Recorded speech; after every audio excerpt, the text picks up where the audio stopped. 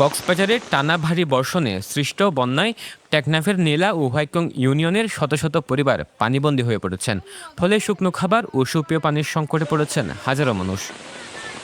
এমন পরিস্থিতিতে সাই, জায়দা বাংলাদেশ এবং অ্যাকশন-এইড বাংলাদেশ এর সহযোগিতায় ইউথ পিচ বিল্ডার্স ক্ষতিগ্রস্ত মানুষের জন্য জরুরি মানবিক সহায়তা কার্যক্রম শুরু করেছে। শনিবার নীলা হোয়াইকং ইউনিয়নের সবচেয়ে ক্ষতিগ্রস্ত ৩৮০টি পরিবারের মাঝে শুকনো খাবার, নিরাপদ পানি, ত্রিপল, ওআরএস ও নারী কিশোরীদের জন্য ডিগনিটি কিট বিতরণ করা হয়।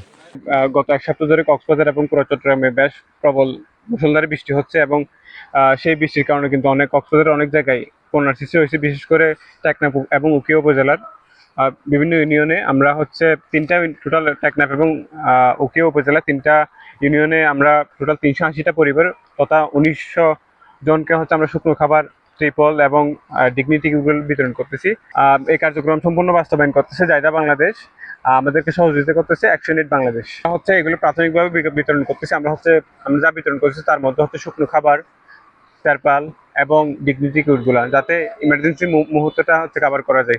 গত ১০-১২ দিন ধরে রঙিখালীতে প্রচুর বৃষ্টি হওয়ার কারণে এখানে বন্যার পানি উঠে ক্ষতিগ্রস্ত মানুষদের পাশে আমরা যে জায়দা বাংলাদেশ ও অ্যাকশন-এইডের পক্ষ থেকে আমরা মানুষের পাশে দাঁড়াতে পারতেছি। সেটার জন্য আমরা অ্যাকশন-এইড এবং জায়দাবাসীকে অসংখ্য ধন্যবাদ জানাচ্ছি। ত্রাণ পেয়ে স্বস্তি প্রকাশ করেছেন ক্ষতিগ্রস্ত পরিবারগুলো। তাদের দাবি, দুর্যোগের শুরু থেকে পর্যাপ্ত সহায়তা না পেলেও এই উদ্যোগ কিছুটা স্বস্তি এনে দিয়েছে।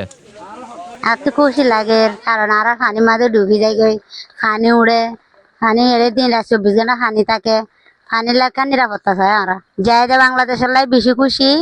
জায়দা বাংলাদেশে যেহেতু আরারে যেহেতু বন্যার সময় পানি যখন ডুবি যায় আরারে বেশি মানে কি সাহায্য করছি আনলাই, তার ধন্যবাদ।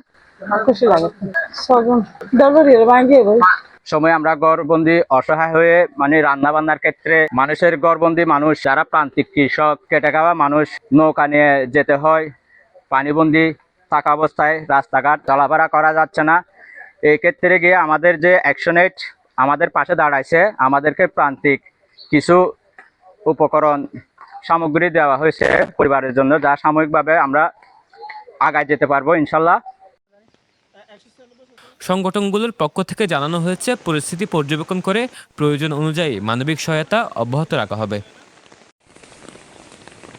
News desk, পেনুয়া।